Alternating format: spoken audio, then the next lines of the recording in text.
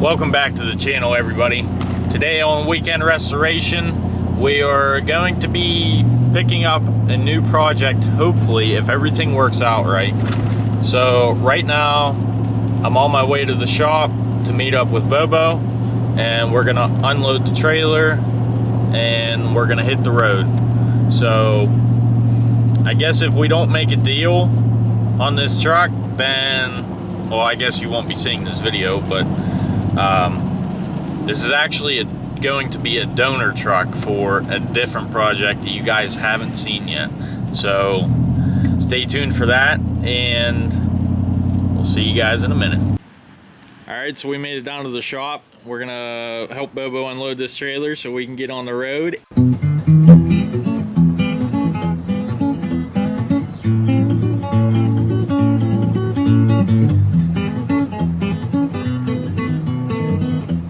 So we're back at the shop with another project on the trailer.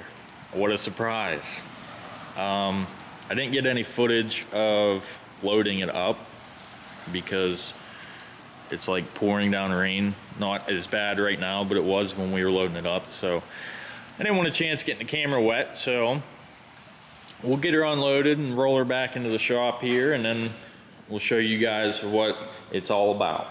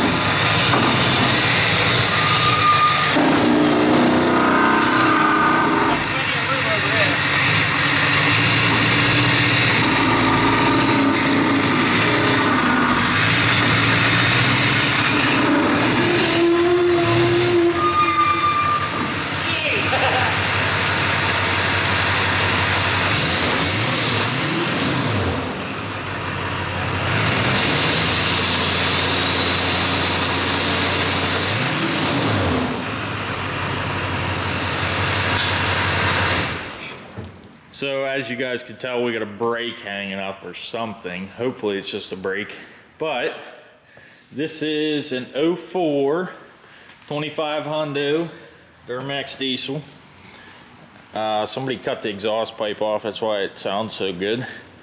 But whenever we were loading this thing up, we had to winch it on because for some reason it wouldn't go in any of the forward gears, but it goes in reverse. So I don't know if it's just a broken wire, steaming a little bit. Yeah, it's warm. Pretty warm for all the warm around. Already? Yeah. There might be something going on in the tranny then. But we picked this thing up as a donor truck for another project. Like I said, you guys haven't seen it yet, and we'll get into that here in a little bit. But for the most part, I'm just worried about the drivetrain and the frame. Was hoping that the bed was in decent shape for my O2 because around the fender wells it's starting to rot, but this thing has had some damage on this side, which I didn't see at first. There's some scuff marks and dents and whatnot, but I didn't pull the flares off. It doesn't seem like it's rotted too bad under there. It might be able to be fixed, and I might be able to use it actually. But we're gonna salvage what we can off of this thing and maybe part it out or just save them for parts for my other Duramax. So I guess we'll just jump right into what this thing is going to be used on. So what we have here is a 1963, I think it's a Chevy 1-ton flatbed. It does need a lot of work. I don't know how much work it actually needs, but there's no engine or front clip on it. The engine was pulled. It was a straight 6, I believe, and I think we have that sitting out back, and it has a, I think it's probably a 4-speed transmission. We have a bunch of those transmissions laying around as spare parts for this, but I think all the glass is good for the most part. Front fenders are pretty rough, but I think they're just fiberglass. It's all sitting back here on the bed. Yeah, those are fiberglass, I'm pretty sure, unless it's just a bunch of Bondo or something that somebody did. I'm not too sure, but I'm pretty sure we do have all of the parts for this. This is actually my dad's truck, and we got it about 15 years ago, and it's been sitting here beside the garage ever since. So the plans are to take the cab and bed off of this and put it on the newer chassis with the 6.6 Duramax.